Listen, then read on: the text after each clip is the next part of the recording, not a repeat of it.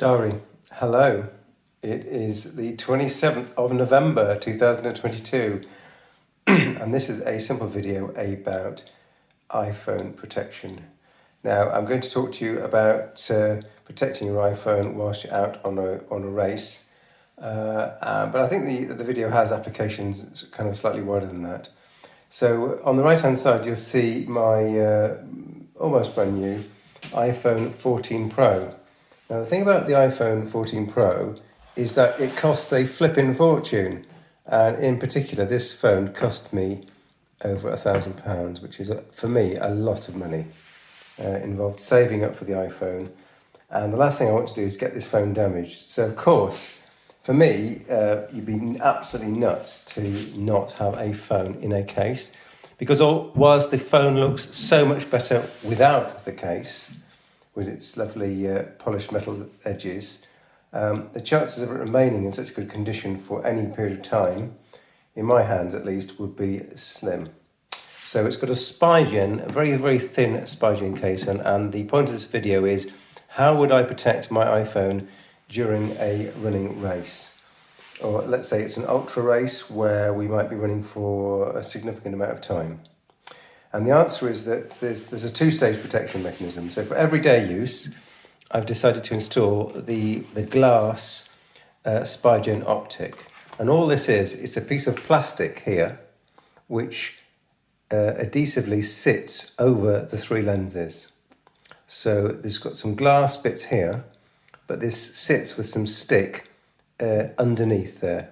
So of course you just clean the phone, make sure there's no dust anywhere. You peel off the sticky backing and press this firmly down over the lenses.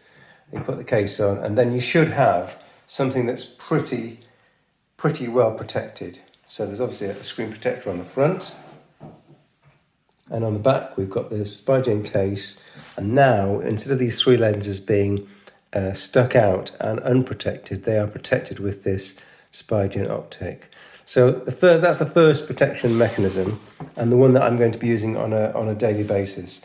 So if I go for training runs or any kind of training outside of the home, I'm obviously going to take my phone, and besides listening to music and plotting an emergency torch, it's all sorts of things.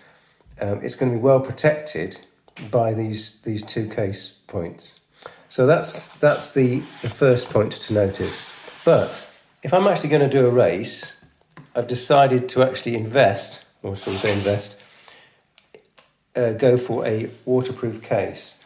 So I've done an extensive survey of waterproof cases, and the bad news is that they're all pretty tacky. But one of the least tacky ones that I've managed to find on Amazon is this Y-Fort case. Now, unfortunately, this isn't compatible with the Optik solution, so to actually make this work, I'd have to remove this Optik. You get two in the pack, by the way, but I think once it's removed, you're going to have to junk it, because I'm not sure the adhesive would work. So the idea then would be, for a race, I'd employ this super duper case. So this is the case. I'm trying to get this on camera. So the case consists of two parts. There's a couple of cases on Amazon that look very similar. This one has the same colour in all places. Again, this is the Y-Fort case. It's about £20, and for that money you get this case, which, even with the glass screen protector here, so the phone's out of the case and without this Optic on it, will squeeze into this waterproof case. And as you can see, this waterproof case is going to close in a clamshell kind of way. Let's see if I can get it back on here. And it kind of clamshells back itself here. And I've tested it out for a few days just as a general phone case. And whilst it's not pretty, but it's not super ugly. And this has, of course, the protectors here. So in the same way as the Optik, the entire phone is enclosed.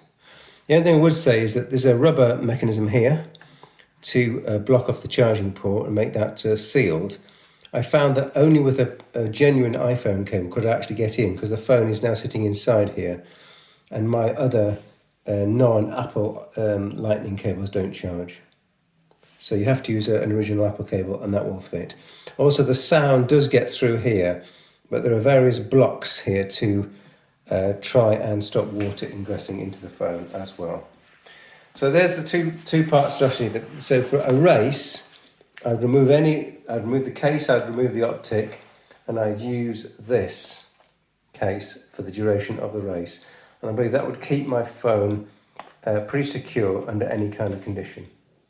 But for daily use, I'm recommending a Spigen thin case with this Optik on the back. There have been a few reports that dust gets underneath the lenses, but I think that's because people have been using the glass protector without the case itself. I haven't found that in my testing, but we're only a week into the testing, so we'll see if that becomes a problem. Okay, Dari, that's it. That's protection for the iPhone 14 Pro, a 1000 plus iPhone. Please protect your investment. Thanks for watching.